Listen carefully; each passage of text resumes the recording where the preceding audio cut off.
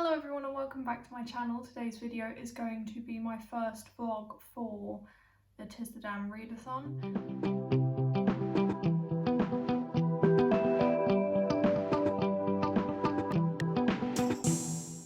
I feel like this is going to be one of 3 vlogs.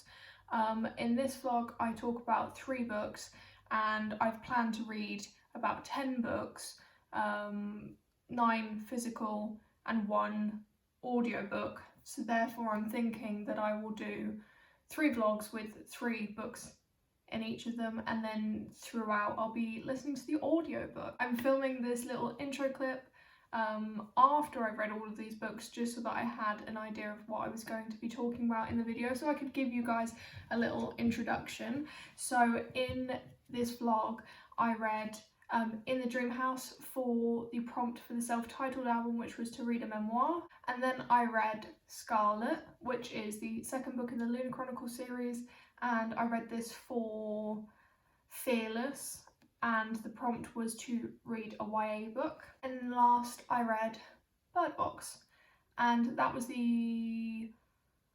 this was for a prompt which was to read a book with a movie adaptation for the album Speak Now. Obviously if you're not subscribed already, then make sure to click the subscribe button. If you enjoy this vlog, there's obviously going to be more coming, and yeah, let's get into it. This chair is so noisy. Good morning everyone, it's the 1st of March, which obviously means that the Tis the Damn Readathon has officially started. I need to decide which book I'm going to start with, and I did say in my TBR video that I wanted to start with Bunny, but I've got a couple of busy days. I sort of want to save this book for when I don't know, I have a lot of time to sit down and read. I feel like it's the sort of book that I'm going to want to binge, or at least read pretty quickly. So I'm going to leave that to the side for now, and I'm actually going to go with the book that's the first one on my TBR, which is for the prompt for the self-titled album, which is to read a memoir. And I think I'm going to start off with In the Dream House, because I feel like the structure of this book sort of lends itself to reading it in shorter segments. It's got like extremely short chapters because, as I've said before, it's very experimental, so the structure of it is very different to like a lot of other books. I apologise if my chair's creaking. I can't really do much about that. I wanted to sort of change up where I was sitting, so that's why I'm sitting here. And yeah, as I said, I've got a couple of really busy days, so I don't know how much I'm going to update this. I've got an exam tomorrow, I've got a couple of lectures and a tutorial today. I don't know how much reading I'm going to get done, but I've sort of worked out that if I can finish a book every 3 days, which I think sounds very doable, for me, then I should be completely fine. I'm gonna hopefully get some of this read before my first lecture, and then I don't know how much I'm gonna read of it today, but just thought I would update you. And happy Tis the Damn Readathon! It's still Monday the 1st of March, and I think it's just gone 5 o'clock or something like that. But I just wanted to update you to say that I am this far into In the Dream House. I said that I didn't have a lot of time to read, which I didn't really. I was sort of squeezing in 15 to 30 minutes of reading in between all my lectures. But I've still managed to get to page 148, which I think is pretty good. I think it's also because of the fact that these chapters are really short, and I'm really torn with this book because there's so many things in here where I just want to stop and absorb it, but then at the same time I want to continue reading because it's just that good. Obviously I'll give you my full thoughts on it once I've actually properly finished it. Hello and welcome to my kitchen. It's a bit of a weird place to film, but I'm hungry and I wanted to update you, so I thought I would update you on what I've been reading whilst I make my lunch, which will probably not take that long anyway. Yes, First of all, a little update. I finished In the Dream House on Monday evening. I did not expect to finish a book that quick. However, I really enjoyed In the Dream House. I gave it 5 stars. There's so much I could say about it. I feel like maybe I'll do like a little wrap up, like a proper little wrap up at the end at the end of this vlog, where I talk about all the books that I read in this vlog / this section of the Tis the Damn Readathon. Today's actually Thursday, so I haven't updated the vlog in like 2 days. On Tuesday I had an exam, and then after that I was just sort of like drained. The exam went well, which obviously is really good. So I didn't really feel like doing anything. I couldn't even like read much. Like I was just that tired. I didn't update the vlog on Wednesday either because I was just, once again, I couldn't be arsed really. And to be fair, I don't feel like I need to update every single day because then it would be a really long video and I don't have the patience to edit a really long video, so the less footage I've got, the better. Since finishing In the Dream House, I decided to pick up Scarlet, which is the second book in the Lunar Chronicles series by Marissa Meyer. This is on my TBR to fulfill the prompt for Reputation, I think, which was to read a book that has a romance in it but isn't in the genre romance, and this definitely has a romance in it. However, I'm thinking of switching this with another book on my TBR because I'm trying to go in order of the albums. So I'm thinking that I will switch this for The Hunger Games, which was the book for the prompt to read a YA book for Fearless, which is Taylor Swift's second album, and I think I'm going to read this instead because this is YA. And I also can read The Hunger Games for a book that has romance but isn't in the genre romance. So I feel like I'm going to do that. It might change, I might end up just not going in the order, but for now that's what I'm going to do. So this is going to fulfill the prompt to read a YA book for the album Fearless, and this is a reread, as I've mentioned multiple times on my channel. I read this a couple of years ago and now I'm just rereading the series because I wanted to. So I've been enjoying it so far. I'm on page 275, which means that I've got like 150-ish pages left. I'll update you at some other point. See you later. It's currently Friday the 5th of March. I updated you yesterday, and since then I have finished Scarlet. I gave it 4 stars like I did the first time. It is I probably prefer Cinder to Scarlet. And then I think from what I can remember that Cress was my favourite, which is the next one. So we're going to find out if Cress really is my favourite or, you know, what's going on.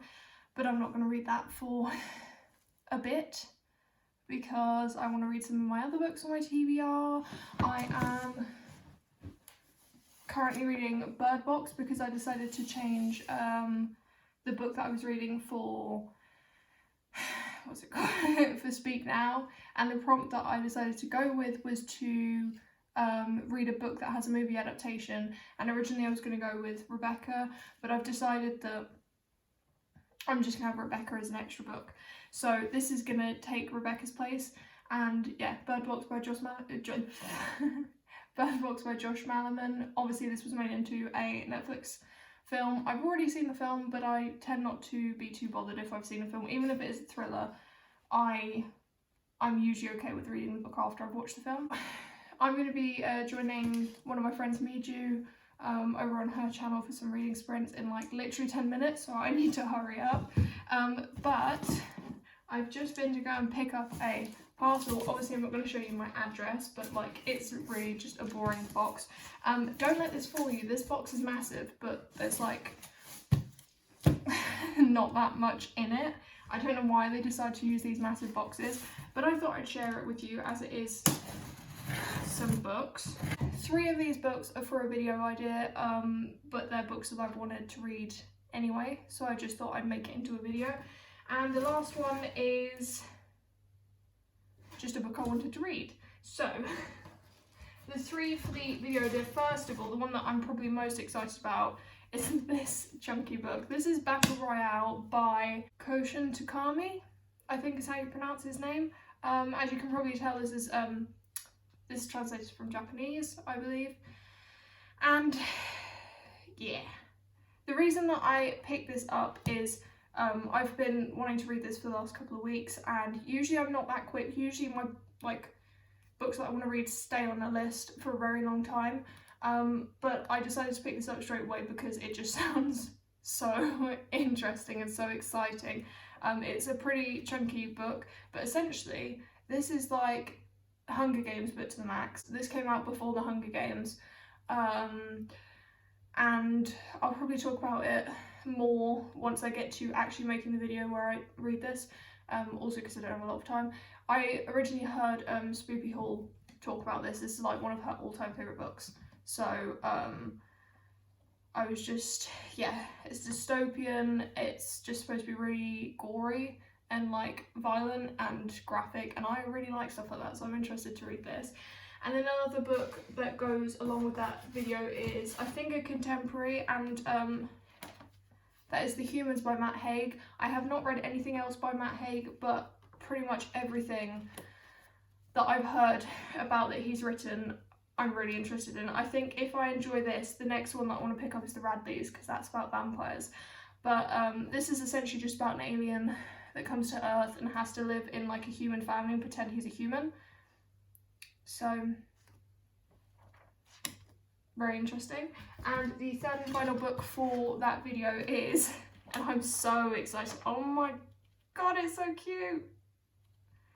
I'm really excited about this. This is the first graphic novel that I've ever physically bought myself. This is Heartstopper, Volume 1 by Alice Oseman, and I feel like everyone talks about this on BookTube. I don't know, I'm not much of a graphic novel person, but when I thought of this in conjunction with the video that I'm going to make, I was like, I just need to get it.